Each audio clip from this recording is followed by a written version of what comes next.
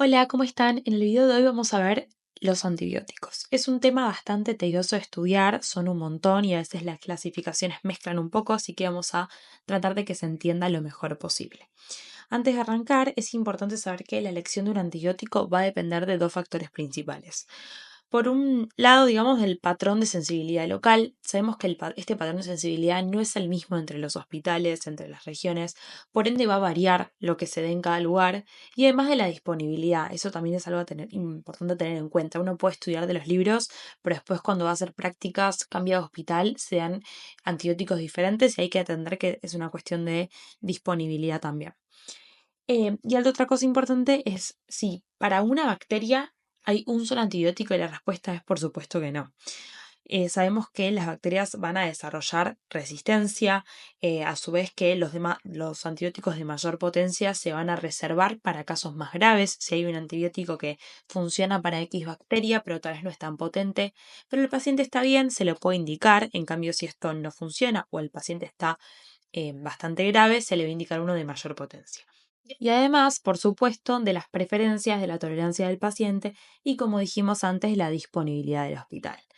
Hay que entender en cuanto al tema del desarrollo de las resistencias que esto es una cuestión cronológica. Con el pasar del tiempo, desde la primera vez que apareció un antibiótico, las bacterias fueron desarrollando resistencia a los diferentes antibióticos que fueron apareciendo. Entonces es por eso, por ejemplo, que las cefalosporinas tienen generaciones. La segunda vino a cubrir un poco más que la primera, la tercera un poco más que la segunda y así sucesivamente. Es por eso que encontramos fármacos de mayor potencia, son los nuevos los que cubren estas bacterias que generan resistencia y tales los de menor potencia, que son los primeros que aparecieron y cubren ciertas bacterias que tienen poco menos de resistencia, por así decirlo. Algo más antes de arrancar que hay que tener en cuenta es que el fármaco que se elija también va a depender del tipo de infección que estemos enfrentando. No es lo mismo una infección urinaria que una infección meningia, que una infección pulmonar o digestiva, porque va a depender mucho si el fármaco llega ahí o no llega. Entonces es otra de las cosas que hay que tener en cuenta. Es por eso que a pesar de que el fármaco cubra el patógeno que querramos combatir, no es el que se elige. El primer grupo de antibióticos que vamos a ver son los beta-lactámicos. Hay que saber de los beta-lactámicos que casi todos son buenos para los cocos gram positivos. Después les voy a ir dejando cuadros con los cocos gram positivos y los que vayamos nombrando en cuanto a grupos para que los tengan a mano. Y que no valen para el estafilococo meticilin resistente, ¿sí? El único de los beta-lactámicos que sirve para este grupo, para los AMR, son las cefalosporinas de quinta generación. Bien, dentro de los beta-lactámicos tenemos a las penicilinas, a las cefalosporinas, a los carbapenems y a los monobactams. Antes de arrancar a ver cada grupo de fármaco en particular, importante a tener en cuenta en cuanto a referencias. Los gram positivos van a estar dibujados en verde, los gram negativos en naranja y después vamos a tener dos particulares, las pseudomonas en rosa y el SAMR en celeste. Como les dije también, les voy a ir poniendo cuadros con los gram positivos, gram negativos, cocos que vayamos viendo para que sea más fácil y no tengan que ir a buscarlos. Ahora sí, arrancamos con las penicilinas. Las penicilinas tenemos las reducidas y las ampliadas. Las reducidas son las primeras que aparecieron y son las que cubren exclusivamente cocos gram positivos. Tenemos la penicilina G sódica, que sea por vía intravenosa, la G benzatínica, que sea por vía intramuscular, y en cuanto a vía oral tenemos la fenoximetilpenicilina. Después aparecieron las penicilinas ampliadas, que van a cubrir un poco más, que cubren cocos gram positivos, enterobacterias, que son bacilos gram negativos. Después tenemos Haemophilus influenzae que no produzca beta-lactamasas. Después vamos a ver qué plus le podemos agregar para que sí cubran las que producen beta-lactamasas. Acá tenemos a la ampicilina y a la amoxicilina. En general, la ampicilina es la que se da en el hospital por intravenosa y que después se puede rotar para tratamiento ambulatorio a amoxicilina. Y después tenemos la piperacilina. La particularidad de este fármaco es que cubre pseudomonas. Es por eso que lo vamos a subrayar en rosa. Son muy importantes los fármacos que cubren pseudomonas. Y yo les conté que hay un plus que se les puede agregar que son los inhibidores de las beta-lactamasas, ¿sí? Que le van a dar también cobertura a anaerobios. Estos inhibidores son el sulbactam, el clavulánico y el dazobactam y se juntan con las penicilinas ampliadas. Entonces nos va a quedar el ampicsulbactam, el amoxiclavulánico y el pipertazobactam, que es el que va a cubrir también a la pseudomona.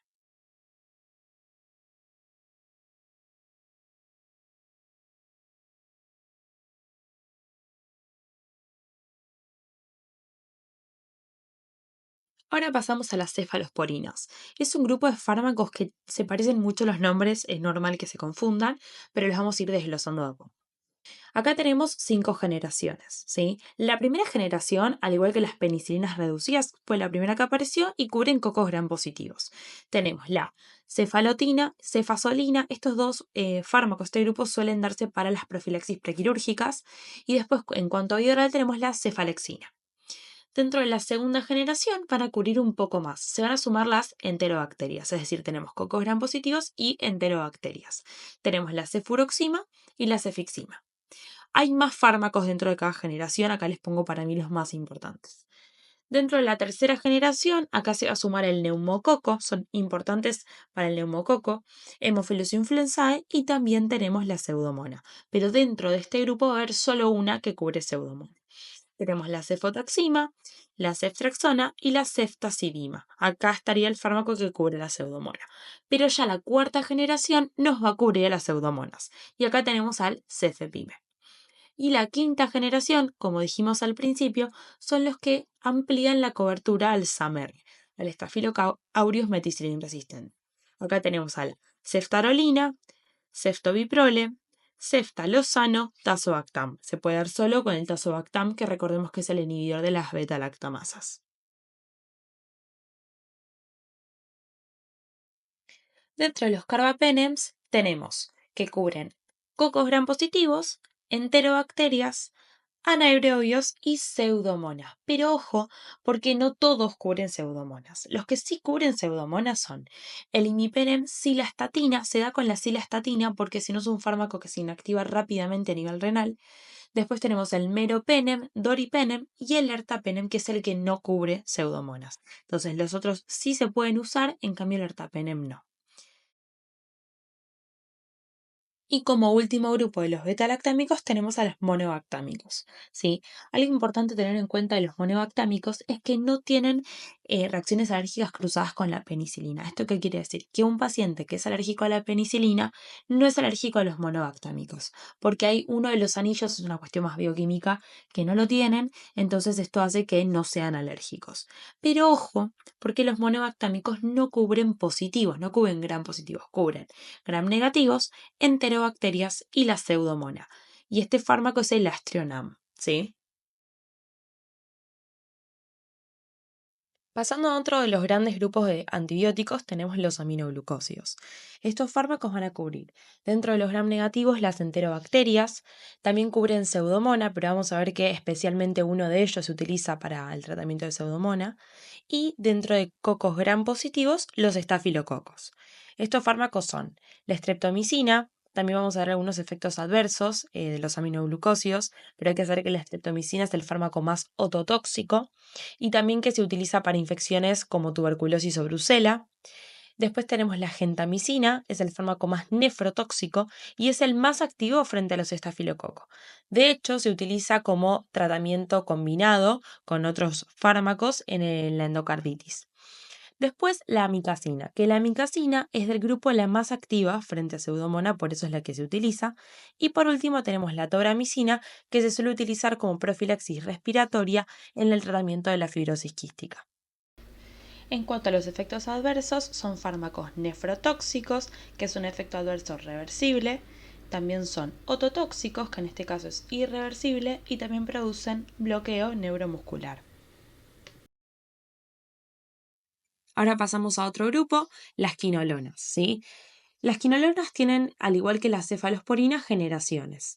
Tenemos la primera generación, va a cubrir sobre todo enterobacterias urinarias, está el ácido analídico que en realidad no se suele utilizar tanto. A partir de la segunda generación son fármacos que se ven en la práctica diaria. Esta segunda generación cubre enterobacterias, gérmenes atípicos y micobacterias. Ahí tienen el cuadro de los gérmenes atípicos que hasta ahora no vimos. Dentro de la segunda generación tenemos el norfloxacino y el ciprofloxacino. A saber que la ciprofloxacina o ciprofloxacino cubre pseudomona y es el único activo por vía oral. Por eso se utiliza sobre todo para la infección, por ejemplo, ambulatoria. Como tercera generación, cubren también cocos gram positivos, acá tenemos el levofloxacino, y la cuarta generación también cubre cocos gram positivos y además anaerobios, que es el moxifloxacino. Estas dos quinolonas se le dice que son las respiratorias, porque se suelen utilizar en el tratamiento de neumonías, por ejemplo. Y en la quinta generación tenemos que cubren cocos gram positivos, incluyendo el SAMR, ¿sí? Y cocos gram negativos, incluyendo la pseudomona, ¿sí? Porque cuando hablamos en general de cocos gram positivos vimos que no incluimos a los resistentes y la quinta generación sí. Y este fármaco es el de la floxacino. Algunos efectos adversos importantes de las quinolonas son que generan tendinopatía, también generan insomnio, diarrea y vómitos. Y son fármacos que están contraindicados en menores de 18 años porque generan lesión en el cartílago articular. Pasando al grupo de los macrólidos, son fármacos que cubren gram negativos aerobios, gram positivos atípicos y un fármaco que especial lo remarco, la legionela, ¿sí? Dentro de este grupo tenemos la claritromicina, eritromicina y acitromicina, que este fármaco cubre también pseudomonas. Dentro de efectos adversos importantes, uno que es muy útil recordar es que prolongan el intervalo QT en el electro, son hepatotóxicos y ototóxicos. Y estos fármacos se utilizan sobre todo en los atípicos, ¿sí? Porque concentran bien en el intracelular. Las tetraciclinas son fármacos que cubren un montón de cosas. Cubren gram positivos, incluidos los multiresistentes, gram positivos también atípicos y también gram negativos, incluidos multiresistentes, pero no la pseudomona en este caso. Y fármacos y gérmenes también anaerobios. Dentro de estos fármacos tenemos la tetraciclina, la doxiciclina, que como dato se utiliza como primera línea del tratamiento de la riquezia, la minociclina y la tigeciclina. Son fármacos que están contraindicados en la insuficiencia renal avanzada, salvo la doxiciclina, y en niños están contraindicados también porque generan manchas en los dientes. Las sulfamidas son fármacos que tienen varios efectos adversos y también están contraindicados en un grupo particular, después lo vamos a ver. Sirven para gram negativos anaerobios y para cocos gram positivos. Tenemos la sulfadiazina, que junto a la pirimetamina se usa en el tratamiento para la toxoplasmosis. La sulfadoxina, que también junto a la pirimetamina se utiliza para el Plasmodium falciparum, que es resistente a cloroquina. Y después tenemos el famoso trimetoprim sulfametoxazol o cotrimoxazol o Actrim, que se utilizan en el tratamiento sobre todo de itis no complicadas, en otitis médica, el tratamiento del gonococo. Bueno, como efectos adversos tenemos reacciones alérgicas, como en general en todos los fármacos, que generan hipercalemia, agranulocitosis, insuficiencia renal, ictericia y kernicterus en neonatos. Es por ello que están contraindicados en los recién nacidos. Ahora pasamos a los glucopéptidos. Son fármacos que se utilizan para gram positivos, incluidos los multiresistentes, como lo es, por ejemplo, el Enterococcus faecium y el SAMR. Tenemos la vancomicina. Como dato de la vancomicina, se utiliza en general por vía parenteral, pero actualmente se lo utiliza como tratamiento vía oral para la infección por Clostridium difficile, ¿sí? Después tenemos la teicoplanina. Lo que tiene de bueno es que la vía media es de una semana, por ende se da semanal, y la dalbavancina, que es un fármaco nuevo. Y ahora vamos a ver algunos fármacos que no están dentro de un grupo. Tenemos la colistina o polimixina, ¿sí? Que se utiliza para bacilos gram negativos multiresistentes, por ejemplo, para el Acinetobacter baumannii. Como efectos adversos, tenemos que es un fármaco muy nefrotóxico y genera bloqueo muscular. Es como si fuese un veneno y se utiliza como última opción. Después tenemos el metronidazol, que se utiliza para anaerobios y también se utiliza para amebas, ¿sí? Como efecto adverso es neurotóxico y está contraindicado por el defecto de disulfiram en el tratamiento en las pacientes que consumieron alcohol. Después tenemos la aptomicina, que se utiliza para gram positivos, incluidos los multiresistentes, ¿sí? Como por ejemplo, los glucopéptidos. Y como dato, la banco no se puede utilizar en infecciones pulmonares porque es inactivado por el surfactante. Entonces se utiliza sobre todo en el tratamiento de la endocarditis porque se vio que es superior al tratamiento con banco. Y después, por último, tenemos la fofomicina, ¿sí? Que cubre como gram positivos, gram negativos. Todos los fármacos que vimos son mejores, pero bueno, es una de las opciones que se puede utilizar. Y hasta acá llegamos con el video de los antibióticos. En el link de Drive que está en la descripción del canal y el video pueden encontrar el archivo con las tablas bien hechas de la guía rápida de antibióticos.